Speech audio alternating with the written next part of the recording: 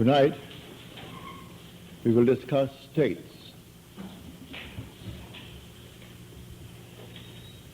When we open the Bible and read the story as it's given to us, we may think we are talking about people that lived, individuals, persons that, as we are, but it's not so. The characters depicted in the Bible are not the individuals named. They are simply states signified by those names. For instance, the name Moses, or the name Abraham, or the name, well, any name that you find in Scripture.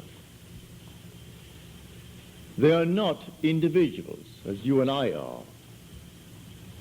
It's simply a state of consciousness through which the individual, you and I, the immortal being, we pass through these states. The word Moses means to be born. It's the old perfective of the Egyptian verb to be born. Abraham, the father of the multitudes. We start there, moving through states. And you and I pass through these states towards our own redemption. We come to the end, and that state is personified in Scripture. And men take the personification and worship it as a person, stick it on the wall, and then cross themselves before it and genuflect, not knowing that these are states. So we must learn to distinguish between states and the individuals who pass through these states. These states are eternal. They are forever. You are an immortal being, and you move through states. The states remain permanent forever. You pass on. We change states. The states do not change. We change states. But we, the individual, we are forever. It's like moving through a city. The city remains, but we pass on. To think that because we have left a city, that the city has ceased to exist would be stupid. The city remains, and we go on. We pass from one state to another state, and finally we come to the end. That end is described in Scripture as Jesus. But that's a state. You are the immortal being passing through states. And when you come to the very end, you are in that state. It was predetermined. It was shown all of us before we started. Shown us in the state called Abraham. We saw it all in detail. And if we entered it reluctantly or not, who knows? Paul tells us that we were made subject unto futility, not willingly, but by the will of him who subjected us in hope. And the hope was that we would obtain the glorious liberty of the sons of God. So we were told that it was not altogether a willing subjection on our part, but we kept the divine vision, as Paul said, in time of trouble. And so we continue on the journey.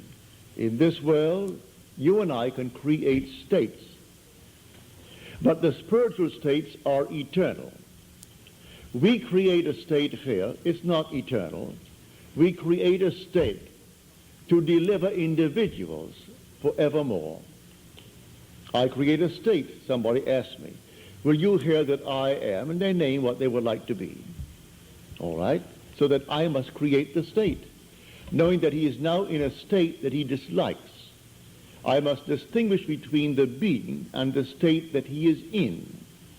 So I see him unemployed. All right? So he's unemployed. And he wants to be gainfully employed. There's nothing wrong in that. So I represent him to myself as one who is gainfully employed, who has more than he's ever had before. To the degree that I am self-persuaded that he is what I have now imagined him to be, to that degree he will actually become it. I move him out of one state into another. But that state into which he fell remains for anyone to fall into it. And all can fall into it at the same time, for that matter. He's not the only occupant of the state of being unemployed. There could be millions being unemployed. And there could be millions who desire to be out of it. Many who are unemployed have no desire to be out of it. They prefer to be on welfare.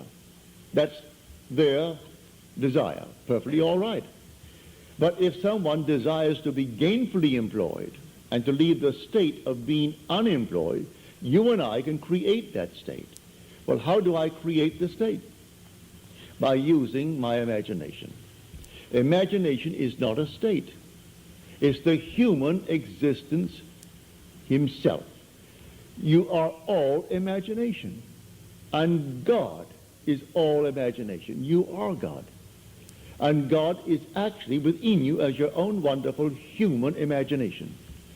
Now, these permanent states of the soul, these spiritual states, they remain. You and I pass through them towards our own redemption. But in the interval, we meet a friend, and the friend is in need of help. And the help is to move him out of the state. I couldn't give him money, but as Peter said, silver and gold have I not for thee, but such as I have give I unto thee.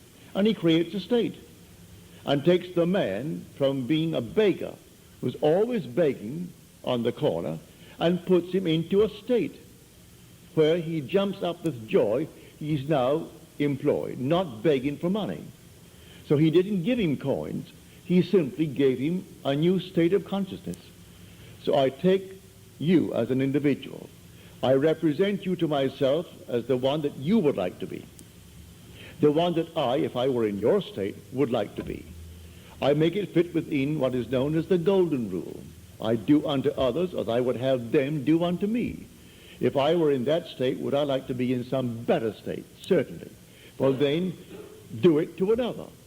And so if he asks it of you, you simply represent him to yourself as being gainfully employed, or if he is unwell, as being well, or if he is not, if he wants to be married and he can't find the proper mate, then in your mind's eye, you assume that he has found the proper mate. Whatever it is that is a normal, natural request that is not in conflict with your own moral, ethical code. And you create a state. This state, then you lift your individual into that state. Well, how do I do it? I carry on a conversation mentally with that friend from the basis that he is in that state. He tells me how happy he is with his new job and how much he's making. I see him in my mind's eye radiant. Well, then, am I self-persuaded that this imaginal act is a fact? Do I really believe in the reality of what I've done? Do I believe that imagining creates reality? I do. Well, then, to the degree that I am self-persuaded, he becomes the embodiment of what I've imagined him to be. These are states. So man must distinguish between the individual and the state that he is in. So Blake said, I do not consider the just or the wicked to be in a supreme state, but to be every one of them states of the sleep into which the soul may fall in its deadly dreams of good and evil, when it left paradise following the serpent of generation. So we came down to experience death, for this is a world of death, where everything appears, it waxes, it wanes, and it disappears. So everything dies in this world. No matter how long it seems to live, it dies eventually. So we come down into the world of death. And the last enemy to be destroyed or to be overcome is death. I enter death and then conquer death to prove that I cannot die. I am an immortal being, for I am all imagination.